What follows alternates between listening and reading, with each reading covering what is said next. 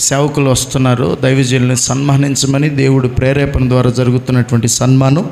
దైవజనుల్ని ఈ సందర్భంలో సన్మానించుకుందాం. శాలువాతో వారి ఇరువురిని సన్మానిస్తూ వారి కొరకు నూతన వస్త్రాలు సిద్ధపరిచి ప్యాక్ చేయడం జరిగింది. ఆ వస్త్రాలు వారికి అందజేద్దాం. అందరూ చప్పట్లు కొడుతూ ఉండగా శాలువాతో సత్కరిద్దాం.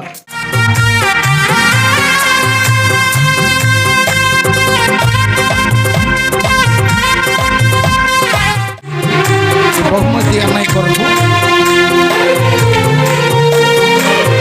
అలాగే మరో బహుమతి వదిన కొరకు.